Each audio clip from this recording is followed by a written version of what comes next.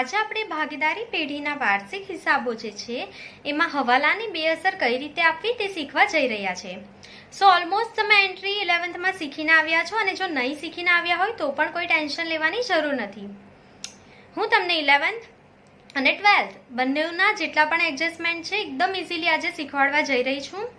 જે પણ એડજસ્ટમેન્ટ હું અહીંયા શીખવાડું છું એ તમે નોટ ડાઉન કરી લેજો અને ડેઈલી લખવાની પ્રેક્ટિસ પાડજો. ડેઈલી 2 ટાઈમ્સ તમારે લખવાના છે, જેથી કરીને જ્યારે પણ દાખલો કેલ્ક્યુલેટ કરો ત્યારે તમે એને વર્કિંગ નોટ્સમાં ઇઝીલી યાદ રાખી શકો. તો વિડીયોને એન્ડ સુધી જોવાનો છે. હું જે તમને કહું છું ધ્યાનથી સાંભળવાનું છે તમારે, તો કોઈ પણ એન્ટ્રી તમારે ગોખવી નહીં પડશે અને તમને ઇઝીલી યાદ રહી જશે બધી જ એન્ટ્રી. ક્લિયર? તો શરૂ કરીશું આજનો આપણો વિડીયો.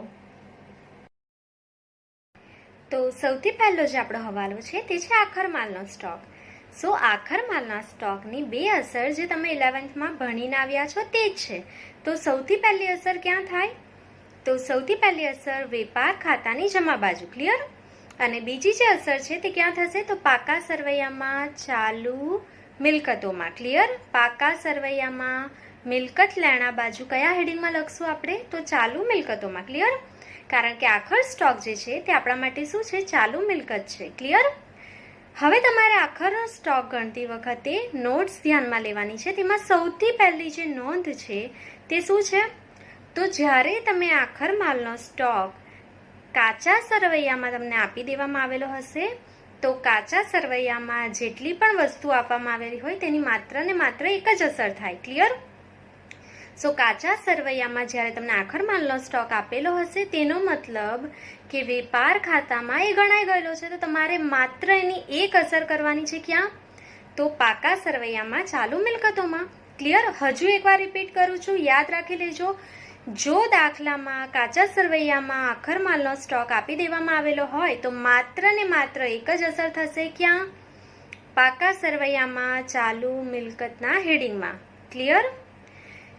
નહીં સમજ પડે તો તમારે યાદ રાખવાનું છે કે જ્યારે હવાલાઓ આપવામાં આવેલા હોય ત્યારે તેની બે અસર થાય, અને જે વસ્તુ તમને કાચા સરવૈયામાં આપી દીધેલી છે બધાની કેટલી અસર થશે? એક અસર. તો જો આખર માલનો સ્ટોક કાચા સરવૈયામાં હશે તો એની એક જ અસર ક્યાં થશે? તો પાકા સરવૈયામાં ચાલુ મિલકતમાં, કારણ કે ઓલરેડી વેપાર ખાતામાં ગણાઈ ગયેલો છે. ક્લિયર? હવે બીજી નોંધ જે તમે 11th શીખીને આવ્યા છો એઝ ઇટ ઇઝ 12th આપણે યાદ રાખવાની છે. સો હું તમને રિમાઇન્ડ કરાવી દઈશ. બીજી નોટ શું છે? તો આખર માલના સ્ટોકની જે કિંમત છે એ બજાર કિંમત અને ચોપડે કિંમત એ બેમાંથી જે કિંમત ઓછી હશે તે જ ધ્યાનમાં લેવાની છે. ક્લિયર? હજુ એકવાર રિપીટ કરું છું, આખર માલના સ્ટોકની કિંમત બજાર કિંમત અને ચોપડે કિંમત બેમાંથી જે ઓછી હોય તે જ ધ્યાનમાં લેવાશે. ક્લિયર? સો અહીંયા તમારો પહેલો હવાલો કમ્પ્લીટ થાય છે, આખર માલનો સ્ટોક. હવે આપણે બીજો હવાલો જોઈશું. સો હવે આપણો બીજો હવાલો છે ચૂકવવાના બાકી ખર્ચા. તો ચૂકવવાના બાકી ખર્ચા, તો તમને એક વસ્તુ ખ્યાલ છે કે ખર્ચાઓ ખાલી બે જગ્યાએ જ લખાય. કઈ કઈ જગ્યાએ? તો એક તો વેપાર ખાતાની ઉધાર બાજુ અથવા તો નફા નુકસાન ખાતાની ઉધાર બાજુ. જે ખર્ચાઓ માલને લગતા હશે તે વેપાર ખાતાની ઉધાર બાજુ લખીશું આપણે, અને જે ખર્ચાઓ માલને લગતા ખર્ચા સિવાયના ખર્ચા છે બધા નફા નુકસાન ખાતાની ઉધાર બાજુ લખીશું. સો જે ખર્ચા ચૂકવવાના બાકી હોય, તમારે કોઈને રૂપિયા ચૂકવવાના હોય તો ખર્ચમાં શું થાય? વધારો કે ઘટાડો? તો જવાબ તમને ખબર છે, ખર્ચમાં વધારો થાય. ક્લિયર? તો અહીંયા પણ તમારે સેમ કરવાનું છે. વેપાર ખાતામાં અથવા નફા નુકસાન ખાતાની ઉધાર બાજુ જે તે ખર્ચમાં પ્લસ કરી દેવાનું છે. ક્લિયર?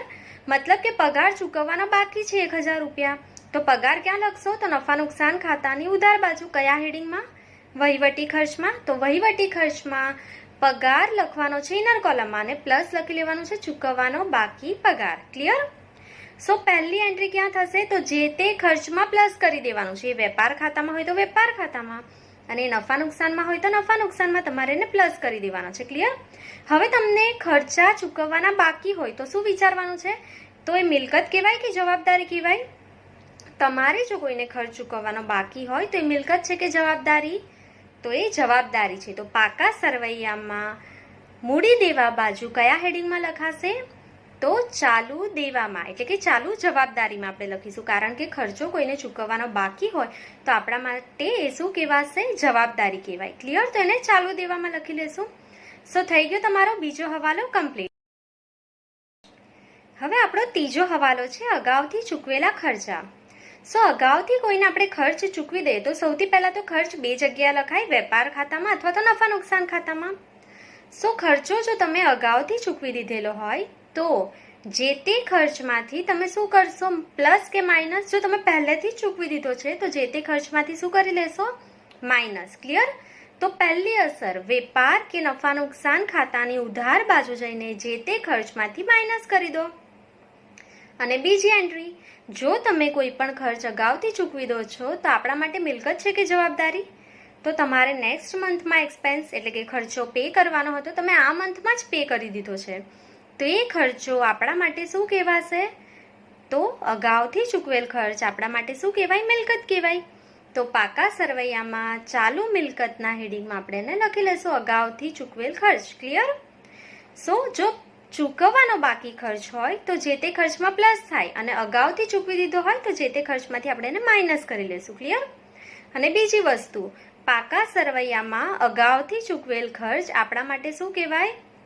મિલકત, એટલે ચાલુ મિલકતમાં લખાય. અને ચૂકવવાનો બાકી ખર્ચ હોય તો આપણા માટે જવાબદારી છે, એટલે આપણે ક્યાં લખીશું એને? ચાલુ જવાબદારીમાં. ક્લિયર? હવે આપણો નેક્સ્ટ હવાલો છે મળવાની બાકી આવકો. સો તમને પૈસા મળવાના હોય તો સૌથી પહેલા તો આવકો છે, તો આવકો ક્યાં લખાય? તો નફા નુકસાન ખાતાની જમા બાજુ. તો પૈસા મળવાના હોય તો જે તે આવકમાં પ્લસ કરશો કે માઇનસ કરશો? તો જો તમને પૈસા મળવાના હોય તો તમે આવકમાં શું કરશો? પ્લસ કરી દેશો. તો પહેલી એન્ટ્રી ક્યાં થશે? નફા નુકસાન ખાતાની જમા બાજુ જે તે આવકોમાં પ્લસ થાય. ક્લિયર? અને બીજી એન્ટ્રી, જો તમને પૈસા મળવાના હોય તો એ મિલકત છે કે જવાબદારી છે તમારા માટે? તો પૈસા મળવાના છે તો ઓબ્વિયસલી આપણા માટે શું છે? મિલકત છે. ક્લિયર? તો પાકા સરવૈયામાં ચાલુ મિલકતમાં જઈને એને લખી લેશું. હવે તમને સવાલ થાય બધું જ ચાલુ મિલકતોમાં કેમ લખાય? તો મળવાની બાકી આવકો જે છે તે આપણે 1 વર્ષના સમયગાળાના અંદર લઈ લઈશું પૈસા. ક્લિયર? તો જે આપણને પૈસા 1 વર્ષના અંદર મળવાના હોય તે બધું શું છે? ચાલુ જવાબદારી. ક્લિયર? અને જે રૂપિયા 1 વર્ષના સમયગાળામાં ચૂકવવાના હોય તે ચાલુ દેવા છે આપણા. એટલે મોસ્ટલી આ હવાલાની એન્ટ્રી ક્યાં થશે? ચાલુ મિલકત અથવા ચાલુ દેવામાં. તો હમણાંનો જે આપણો હવાલો છે મળવાની બાકી આવકો, તો પૈસા મળવાના છે તો નફા નુકસાન ખાતાની જમા બાજુ જે તે આવકમાં પ્લસ કરી દઈશું. અને બીજી એન્ટ્રી પાકા સરવૈયામાં ચાલુ મિલકતોમાં લખી લેશું. પૈસા મળવાના છે તો મિલકત છે. ક્લિયર? સો હવે આપણે નેક્સ્ટ એડજસ્ટમેન્ટ પર જઈશું. હવે છે અગાઉથી મળેલ આવકો. સો જો તમને કોઈ પણ આવક અગાઉથી મળી ગઈ હોય તો તમારા માટે પહેલાં તો આવકમાં તમારે એને પ્લસ કરવાનું છે કે માઇનસ કરવાનું છે? તો જો આવક મળવાની બાકી હોય તો પ્લસ થાય, અને જો અગાઉથી મળી ગઈ હોય, પહેલેથી તમને કોઈ આવક મળી ગઈ હોય તો એ આ વર્ષ માટેની આવક નથી, તો આપણે એને જે તે આવકમાંથી શું કરવું પડશે? માઇનસ. ક્લિયર? એ આ વર્ષની આવક નથી એટલા માટે આપણે એને શું કરી લઈશું? જે તે આવકોમાંથી માઇનસ. સો આવકો ક્યાં લખાય? તો નફા નુકસાન ખાતાની જમા બાજુ. તો પહેલી એન્ટ્રી નફા નુકસાન ખાતાની જમા બાજુ જે તે આવકોમાંથી માઇનસ. ક્લિયર? બીજી એન્ટ્રી, જો તમને આવકો અગાઉથી મળી ગઈ હોય તો તમારા માટે મિલકત છે કે જવાબદારી? સો તમે બધા કહેશો મિલકત છે, પણ ના. જો તમને કોઈ પણ આવક અગાઉથી મળી ગઈ હોય તેનો મતલબ એ તમારા માટે જવાબદારી છે. કઈ રીતે જવાબદારી છે? તો જ્યારે તમે કોઈ પણ વસ્તુ માટે અગાઉથી પૈસા લઈ લો છો તો એ કામ કરવાની તમારી જવાબદારી બને છે. તો ખાસ યાદ રાખજો કે અગાઉથી મળેલ આવકો આપણા માટે મિલકત નથી, આપણા માટે શું છે? જવાબદારી છે. ક્લિયર? હવે આપણો નેક્સ્ટ હવાલો છે મિલકતો ઉપર ઘસારો. તો તમે બધા 11th શીખીને આવેલા છો મિલકત ઉપર ઘસારો કઈ રીતે ગણાય. તો સૌથી પહેલી એન્ટ્રી તમને ખબર છે કે પાકા સરવૈયામાં મિલકતમાંથી માઇનસ કરી લેશો, જે તે મિલકતમાંથી માઇનસ. ઘસારો હંમેશા કાયમી મિલકતોમાંથી શું થાય? બાદ થાય. તો સૌથી પહેલા પાકા સરવૈયામાં જે તે મિલકતમાંથી આપણે એને માઇનસ કરી લેશું.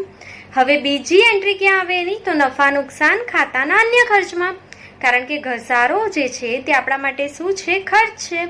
તો નફા નુકસાન ખાતાની ઉધાર બાજુ અન્ય ખર્ચ અને નુકસાનમાં લખી લેશું. ક્લિયર? હવે અહીંયા એક ખાસ નોટ તમારે યાદ રાખવાની છે કે દાખલામાં જ્યારે કારખાનાના મકાન પર ઘસારો આપવામાં આવેલો હોય ત્યારે તમારે નફા નુકસાન ખાતામાં એન્ટ્રી કરવાની નથી. ત્યારે તમે ક્યાં એન્ટ્રી કરશો? વેપાર ખાતાની ઉધાર બાજુ. ક્લિયર? હજુ એકવાર રિપીટ કરું છું, જો તમને કારખાનાના મકાન એટલે કે ફેક્ટરીના મકાન પર ઘસારો આપેલો હશે તો તમારે એને નફા નુકસાનમાં લખવાનો નથી. એ જે ઘસારો છે એની એન્ટ્રી ક્યાં થશે? તો વેપાર ખાતાની ઉધાર બાજુ આપણે એ ઘસારો લખવાનો રહેશે. ક્લિયર? સો હવે આપણે નેક્સ્ટ એડજસ્ટમેન્ટ તરફ જઈશું. હવે આપણો નેક્સ્ટ એડજસ્ટમેન્ટ છે, જો દાખલામાં ઉધાર ખરીદી ગણવાની રહી ગઈ હોય ત્યારે. જો તમારી ખરીદી લખવાની રહી જાય, ઉધાર ખરીદી, તો પહેલી એન્ટ્રી તો શું કરશો? તો તમે ખરીદી કરેલી હોય અને લખવાનું ભૂલી ગયા હોય તો ખરીદીમાં શું કરશો? પ્લસ કે માઇનસ? તો ઓબ્વિયસલી પ્લસ કરશો. તો આપણી પહેલી એન્ટ્રી ખરીદી ક્યાં લખાઈ? તો વેપાર ખાતાની ઉધાર બાજુ. તો પહેલી એન્ટ્રી વેપાર ખાતાની ઉધાર બાજુ ખરીદીમાં પ્લસ કરી દઈશું, નહીં નોંધેલ ઉધાર ખરીદી એવું લખીને. ક્લિયર? હવે બીજી એન્ટ્રી ખરીદી આપણે કોની પાસે કરીએ?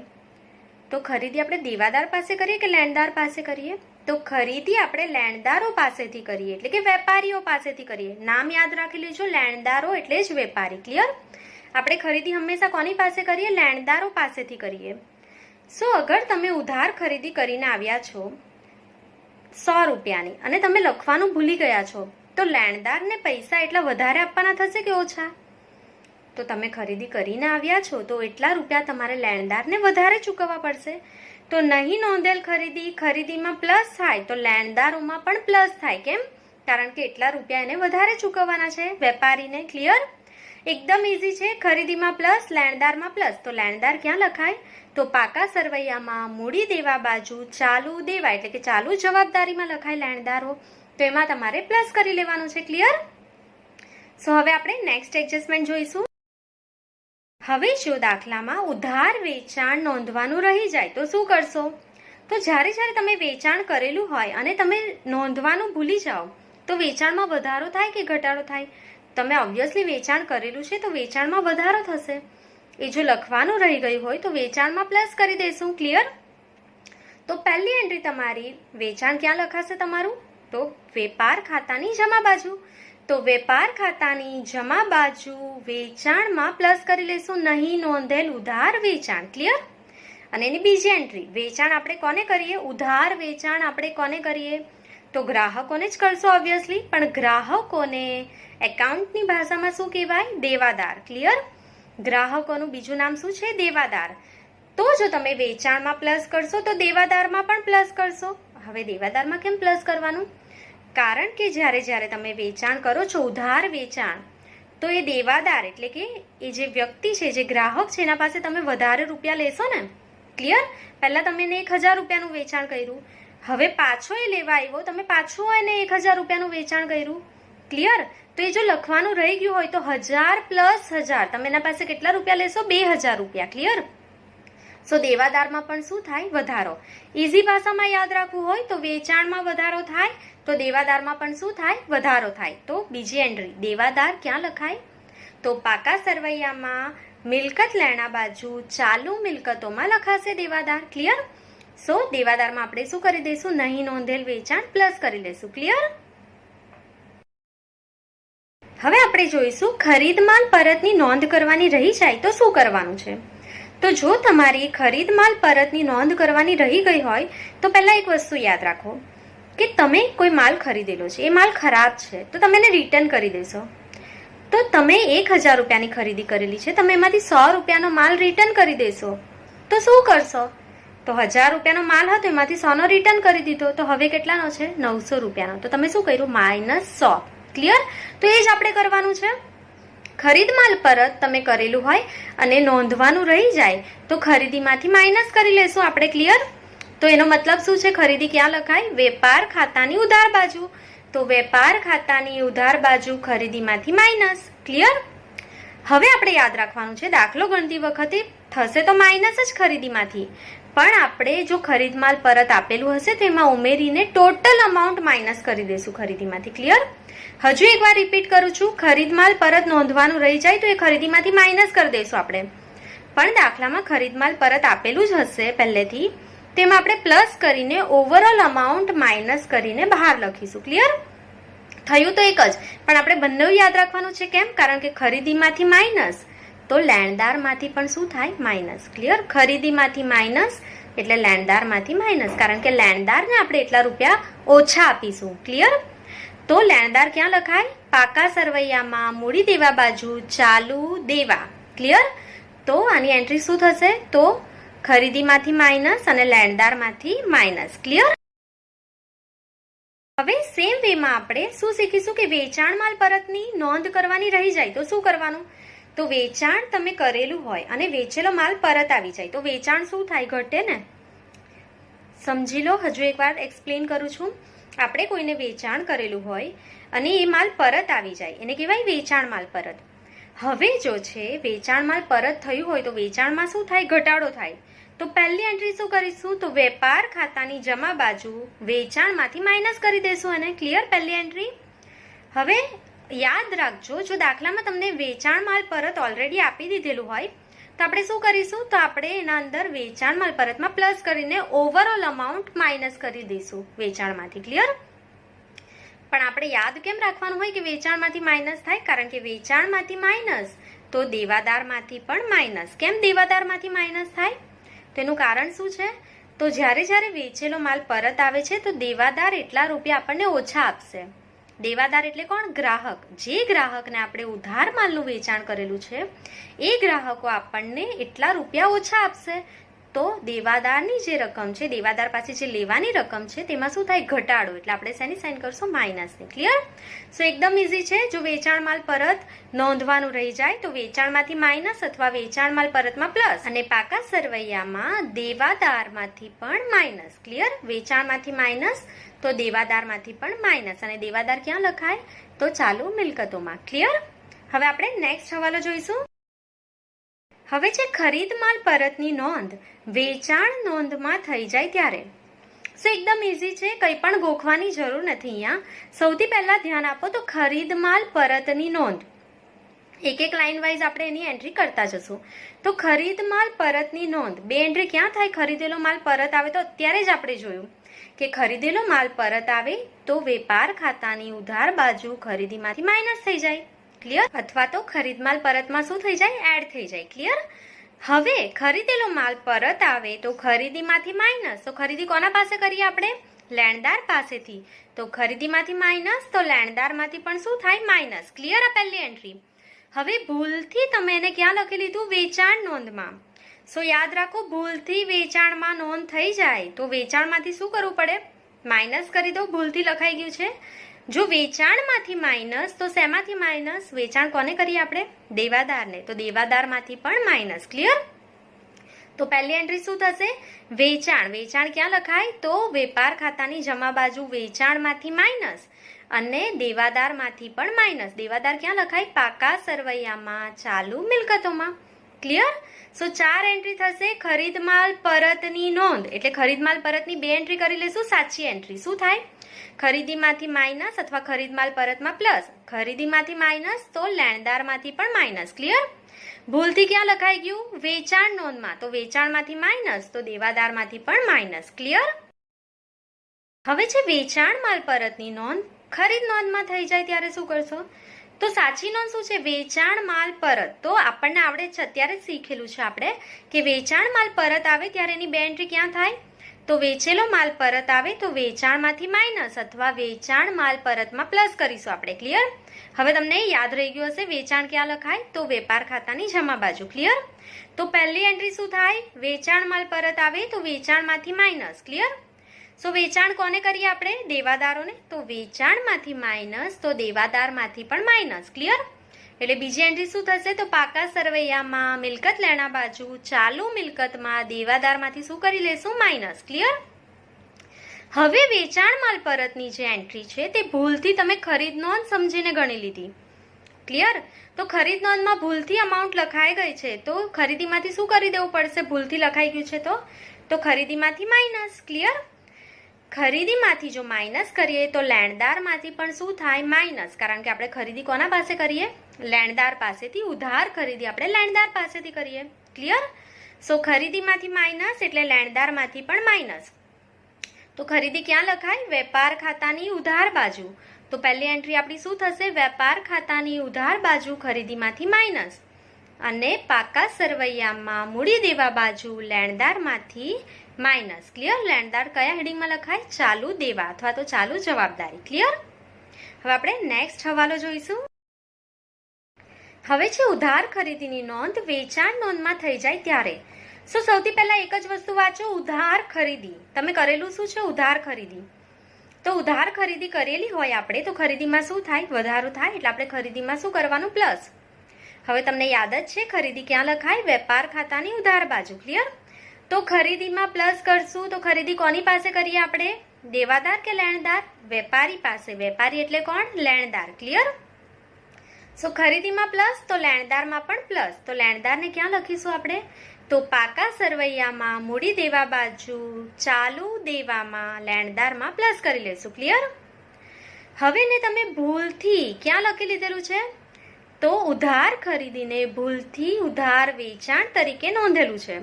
તો ભૂલથી તમે એને વેચાણમાં નોંધી લીધું તો વેચાણમાંથી શું કરી લેશો? માઇનસ. સો વેચાણમાંથી માઇનસ તો વેચાણ આપણે કોને કરીએ? દેવાદારને એટલે કે ગ્રાહકને. તો વેચાણમાંથી માઇનસ તો દેવાદાર એટલે કે ગ્રાહકમાંથી પણ માઇનસ. ક્લિયર? તો પહેલી એન્ટ્રી વેપાર ખાતાની જમા બાજુ વેચાણમાંથી માઇનસ અને બીજી એન્ટ્રી પાકા સરવૈયામાં મિલકત લેણા બાજુ ચાલુ મિલકતમાં દેવાદારમાંથી પણ શું થાય? માઇનસ. ક્લિયર? ભૂલથી લખાઈ ગયું છે તો આપણે એને માઇનસ કરી લેશું. ક્લિયર? સો હવે આપણે નેક્સ્ટ એડજસ્ટમેન્ટ જોઈશું. હવે તમે ઉધાર વેચાણ કરેલું હોય અને ભૂલથી એને ખરીદ નોંધમાં લખી લીધું હોય તો શું કરશો? સો અહીંયા પહેલા સાચી વસ્તુ શું છે? તમે શું કરેલું છે? ઉધાર વેચાણ. ક્લિયર? સો જો તમે ઉધાર વેચાણ કરેલું હોય તો એની બે એન્ટ્રી શું થાય? તો વેચાણ કરીએ તો વેચાણમાં વધારો થાય. તો પહેલી એન્ટ્રી વેચાણમાં પ્લસ અને વેચાણમાં પ્લસ. તો વેચાણ આપણે કોને કરીએ? દેવાદાર એટલે કે ગ્રાહકને. તો વેચાણમાં પ્લસ તો દેવાદારમાં પણ પ્લસ. ક્લિયર? તો પહેલી એન્ટ્રી વેપાર ખાતાની જમા બાજુ વેચાણમાં પ્લસ. ક્લિયર? અને બીજી એન્ટ્રી પાકા સરવૈયામાં ચાલુ મિલકતોમાં દેવાદારોમાં પ્લસ. ક્લિયર? હવે ધ્યાન આપો, ભૂલથી તમે એને ક્યાં લખી લીધું? ખરીદ નોંધમાં. સો ખરીદીમાં ભૂલથી લખાઈ ગયું હોય તો ખરીદીમાંથી માઇનસ. હવે ખરીદીમાંથી માઇનસ તો શેમાંથી માઇનસ? લેણદારોમાંથી પણ માઇનસ. કારણ કે ખરીદી આપણે કોની પાસે કરીએ? લેણદારો પાસેથી. ક્લિયર? સો ખરીદી ક્યાં લખાય? તો વેપાર ખાતાની ઉધાર બાજુ ખરીદીમાંથી માઇનસ અને બીજી વસ્તુ પાકા સરવૈયામાં મૂડી દેવા બાજુ ચાલુ દેવામાં લેણદારોમાંથી પણ માઇનસ. ક્લિયર? સો 4 એન્ટ્રી અહીંયા કમ્પ્લીટ થઈ ગઈ છે. એકદમ ઇઝી છે. યાદ રાખો, વેચાણ કરેલું હોય તો વેચાણમાં પ્લસ અને દેવાદારમાં પ્લસ. ભૂલથી ક્યાં લખાઈ ગયું? ખરીદ નોંધમાં. તો ખરીદીમાંથી માઇનસ અને લેણદારમાંથી પણ માઇનસ. ક્લિયર? ખાલી યાદ રાખવાનું છે ખરીદી આપણે લેણદાર એટલે કે વેપારી પાસે કરીએ અને વેચાણ આપણે કોને કરીએ? દેવાદાર એટલે કે ગ્રાહકોને કરીએ. ક્લિયર? સો નેક્સ્ટ એડજસ્ટમેન્ટ હવે સમજીશું આપણે. હવે આપણે શીખીશું મૂડી પર વ્યાજ. તો મૂડી પર વ્યાજ જે છે તે આપણે ખાતા જ્યારે બનાવ્યા ત્યારે મેં તમને એક્સપ્લેન કરી દીધેલું હતું. તો હવાલામાં પણ હું તમને હજુ એકવાર સમજાવી દઉં. તો મૂડી પર વ્યાજ તો ભાગીદારના મૂડી કે ચાલુ ખાતાની જમા બાજુ લખાય. કારણ કે ભાગીદાર માટે શું છે? મૂડી પર વ્યાજ આવક છે.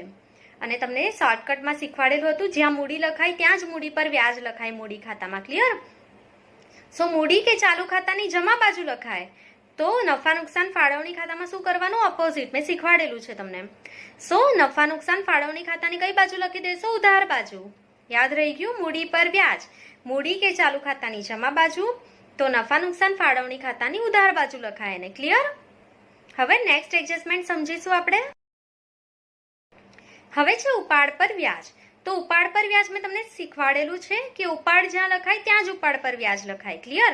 સો ઉપાડ જે છે તે ભાગીદારના મૂડી કે ચાલુ ખાતાની ઉધાર બાજુ લખાય.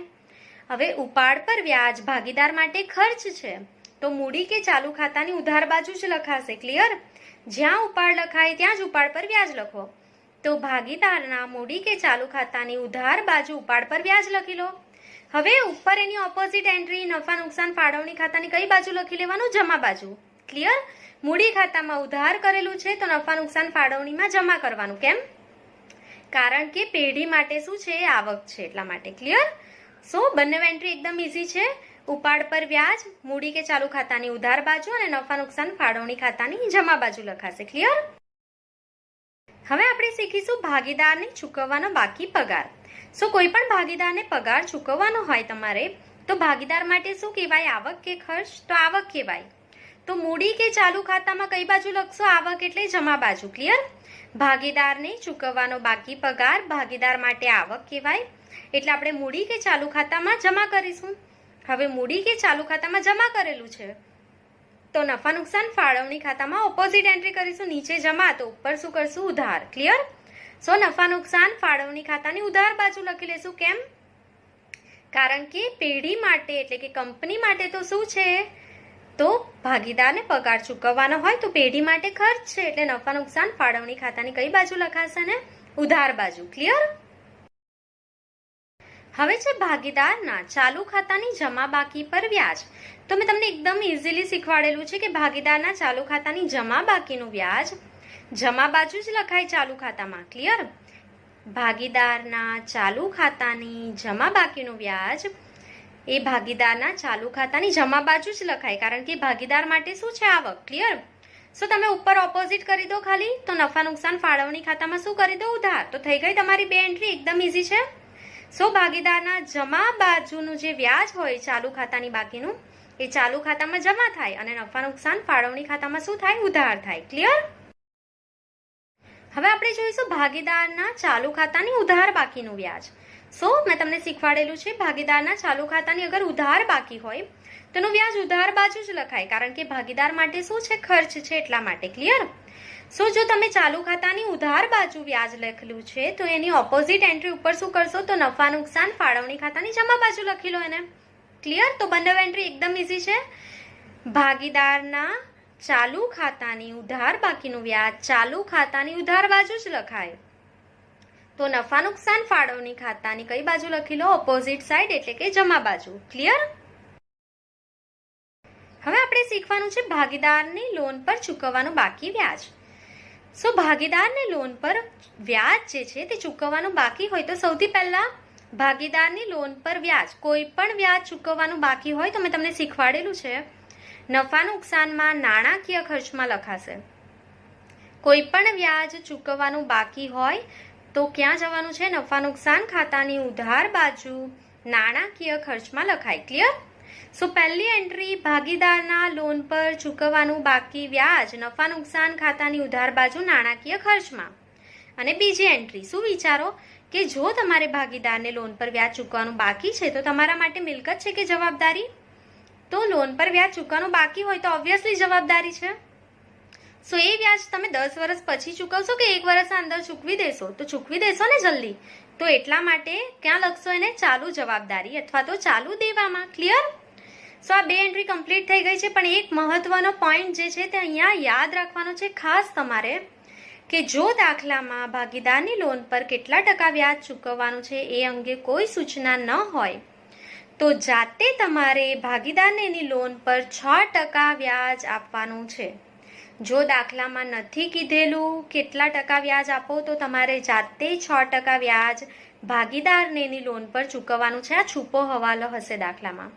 સો ખાસ અહીંયાથી આ યાદ રાખજો. ક્લિયર? તો હવે આપણે શીખીશું સામાન્ય અનામત ખાતે લઈ જવાની રકમ.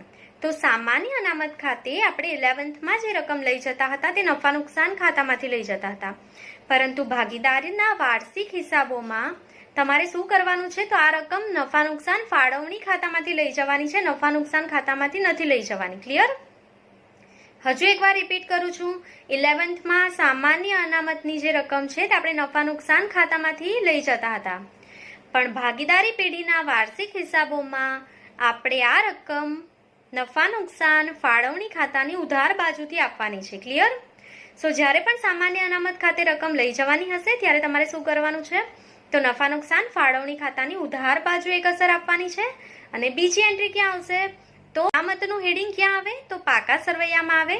તો પાકા સરવૈયાની કઈ બાજુ આવે? પાકા સરવૈયામાં મૂડી દેવા બાજુ અનામતના હેડિંગમાં સામાન્ય અનામત જો તમને દાખલામાં આપેલી હોય તો એમાં તમારે પ્લસ કરી દેવાનું છે, અને જો સામાન્ય અનામત નહીં આપેલી હોય તો તમારે ખાલી લખી લેવાનું છે અનામતના હેડિંગમાં સામાન્ય અનામત અને અમાઉન્ટ બહાર લખી દેજો. ક્લિયર? સો આ થઈ ગયું સામાન્ય અનામત ખાતે લઈ જવાની રકમ. હવે આપણે નેક્સ્ટ એડજસ્ટમેન્ટ જોઈશું આપણો.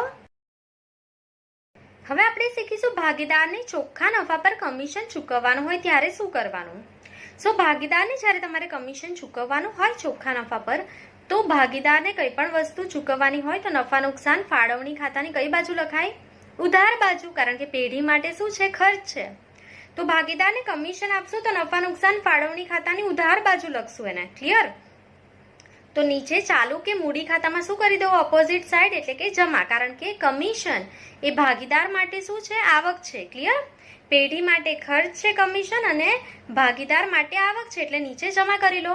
હજુ એકવાર રિપીટ કરું છું કે જો તમારે ભાગીદારને ચોખ્ખા નફા પર કમિશન ચૂકવવાનું હોય તો નફા નુકસાન ફાળવણી ખાતાની ઉધાર બાજુ લખવાનું છે, અને નીચે ભાગીદારના મૂડી કે ચાલુ ખાતાની જમા બાજુ લખવાનું છે. ક્લિયર? હવે આપણે શીખીશું પાઘડી, પેટન્ટ, ટ્રેડમાર્ક, કોપીરાઇટ કે પટ્ટે રાખેલી કોઈ પણ મિલકતો માંડી વાળવાની હોય દાખલામાં તો શું કરવાનું છે? તો કોઈ પણ મિલકતો આપણે માંડી વાળવાની હોય તો મિલકતની કિંમતમાં શું થાય? ઘટાડો થાય. ક્લિયર? સો જે તે મિલકતમાંથી આપણે માઇનસ કરી લેશું. તો પહેલી એન્ટ્રી શું છે? તો પાકા સરવૈયામાં જે તે મિલકતમાંથી માઇનસ કરી દેવાનું છે. હવે બીજી એન્ટ્રી. સો જો તમે કોઈ પણ ખર્ચ માંડી વાળો છો તો તેને તમારે ક્યાં લખવો પડે? તો નફા નુકસાન ખાતા ઉધાર બાજુ અન્ય ખર્ચ અને નુકસાનમાં. ક્લિયર? વસ્તુ યાદ રાખવાની છે કે જો તમે જાહેરાત ખર્ચ માંડી વાળશો તો જાહેરાત ખર્ચ જે છે તે પાકા સરવૈયામાં જ્યાં લખેલો હશે ત્યાંથી તમે માઇનસ કરી દેશો મિલકત બાજુથી. ક્લિયર? અને એની બીજી એન્ટ્રી જે છે તે અન્ય ખર્ચમાં નહીં લખશો. તમે ક્યાં લખશો? તો માંડી વાળેલ જાહેરાત ખર્ચની બીજી અસર વેચાણ વિતરણ ખર્ચમાં થશે. ક્લિયર? કારણ કે જાહેરાત આપણે શેના માટે કરીએ? વેચાણ વધારવા માટે. ક્લિયર? છે તો નફા નુકસાન ખાતાની ઉધાર બાજુ જ એન્ટ્રી, પણ જ્યારે જાહેરાત ખર્ચ માંડી વાળશો તો તમારે ક્યાં લખવાનું છે? વેચાણ વિતરણ ખર્ચમાં.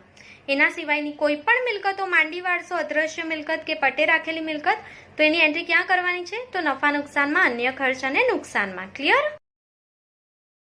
હવે આપણે શીખીશું ભાગીદારે અંગત વપરાશ માટે લીધેલ માલની નોંધ કરવાની રહી જાય ત્યારે શું કરવાનું છે. તો કોઈ પણ ભાગીદાર અંગત વપરાશ માટે માલ લઈ જાય તો ખરીદીમાં શું થાય? ઘટાડો થાય. પહેલી વાત. ક્લિયર? સો એક એન્ટ્રી તમને અહીંયા જ મળી જાય કે કોઈ પણ ભાગીદાર અંગત વપરાશ માટે માલ લઈ જાય છે તો ખરીદી ઓછી થશે, માલનો સ્ટોક ઘટશે ને, તો ખરીદીમાંથી શું કરવાનું? માઇનસ. ક્લિયર? તો ખરીદી ક્યાં લખાય? તો વેપાર ખાતાની ઉધાર બાજુ ખરીદીમાંથી માઇનસ. ક્લિયર? પહેલી એન્ટ્રી. હવે આપણે બીજી એન્ટ્રી શીખીશું. તો કોઈ પણ ભાગીદાર અંગત વપરાશ માટે માલ લઈ જાય છે તો ઉપાડમાં શું થાય? વધારો. તો ઉપાડ ક્યાં લખાય? તો મૂડી કે ચાલુ ખાતાની ઉધાર બાજુ લખાય. ક્લિયર? તો બીજી એન્ટ્રી પણ તમને મળી ગઈ. મૂડી કે ચાલુ ખાતાની ઉધાર બાજુ તમારે લખી લેવાનું છે કે ઉપાડથી ગયેલ માલ. ક્લિયર? તો બીજી એન્ટ્રી પણ તમારી અહીંયા થઈ ગઈ છે. તો જાહેરાત માટે નમૂનાથી ગયેલ માલ. તો જ્યારે પણ માલ નમૂનાથી જાય છે તો ખરીદીમાં શું થાય? ઘટાડો થાય. તમે નમૂના તરીકે માલ આપો છો તમારી એડવર્ટાઇઝમેન્ટ કરવા માટે, તો માલનો સ્ટોક ઘટે ને, તો ખરીદીમાં શું થાય? ઘટાડો થાય. તો પહેલી એન્ટ્રી તમને ખબર છે, વેપાર ખાતાની ઉધાર બાજુ ખરીદીમાંથી માઇનસ કરી લેશું. ક્લિયર? હવે બીજી એન્ટ્રી, તમે જાહેરાત કરવા માટે માલ આપેલો છે તો જાહેરાત ખર્ચમાં વધારો થાય. તો જાહેરાત ખર્ચ ક્યાં લખાય? તો નફા નુકસાનની ઉધાર બાજુ વેચાણ વિતરણ ખર્ચમાં જાહેરાત ખર્ચ આપેલો હોય તો એમાં પ્લસ કરી દેજો, અને જો નહીં આપ્યો હોય તો જાહેરાતમાં આપેલ માલ એવું લખીને ડાયરેક્ટલી અમાઉન્ટ આપણે ક્યાં લખી લઈશું? બહાર, આઉટર કોલમમાં. ક્લિયર?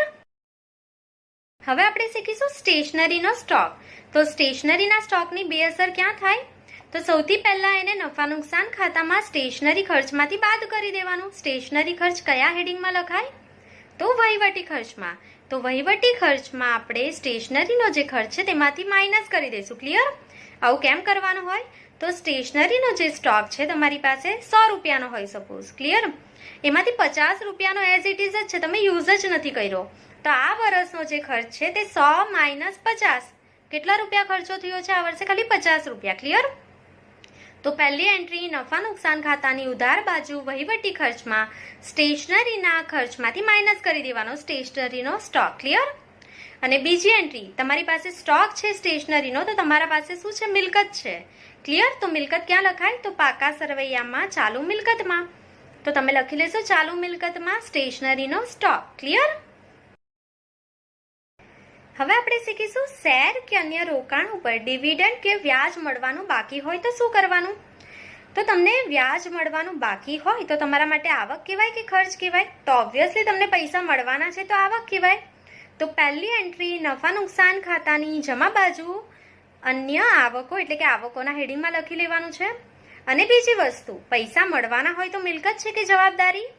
તો પૈસા મળવાના હોય, વ્યાજ મળવાનું હોય, ડિવિડન્ડ મળવાનું હોય તો આપણા માટે આવક છે.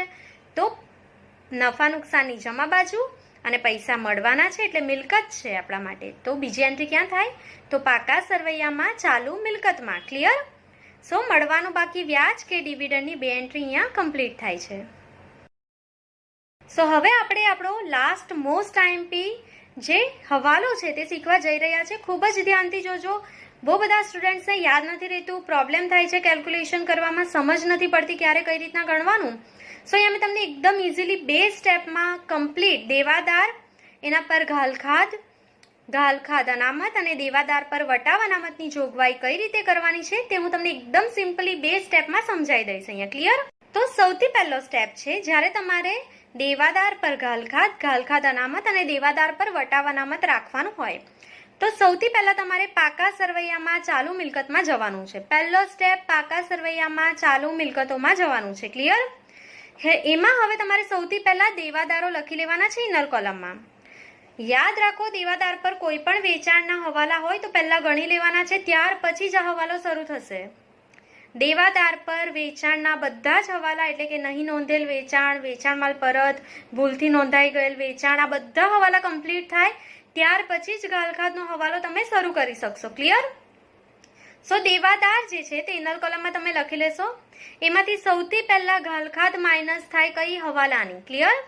દેવાદારમાંથી સૌથી પહેલા ઘાલખાદ હવાલાની તમારે માઇનસ કરવાની છે.